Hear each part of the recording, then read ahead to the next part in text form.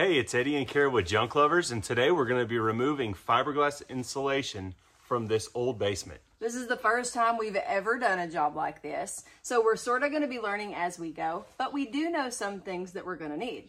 One being this outfit right here, specifically Tyvek, because honestly it's the best quality of all the ones we've used. We're going to need rubber gloves, ones that will not let the insulation penetrate.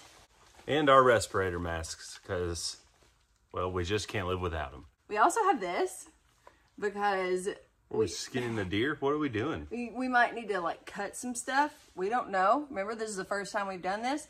But also, how cool is it we found this on a job, and we kept it, and maybe it'll come in handy today. Later, we're going to need our wet dry vacuum, because we're going to make sure that we clean this basement up after we take all this junk down.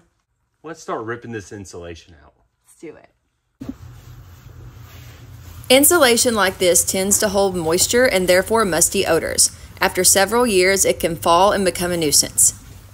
We have watched some tutorials on how to remove insulation like this, so we think we can handle it. But we are bound to make some mistakes our first time.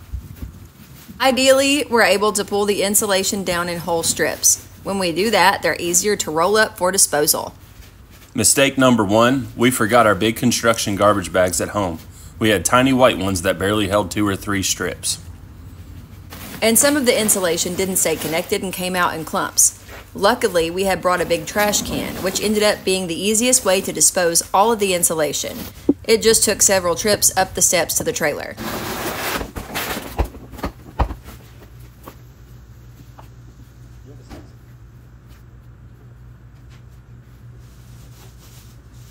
Mistake number 2.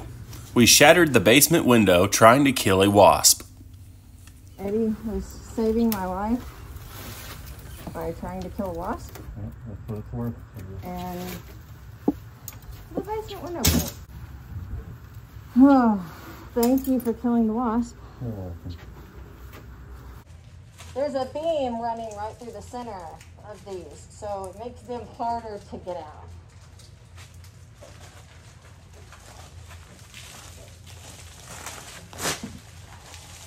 Mistake number 3, our safety glasses didn't protect our eyes very well. The insulation particles easily floated behind the glasses. Even with regular goggles, dust was falling in my eyes because they were too big. Next time, I will consider getting full face respirators that cover our eyes, or at least goggles that fit to my face. Well, we got all the insulation out, but it still leaves some really, like, ugly paper stuff.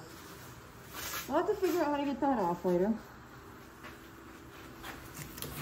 I mean, obviously this pull, but just by hand, you think?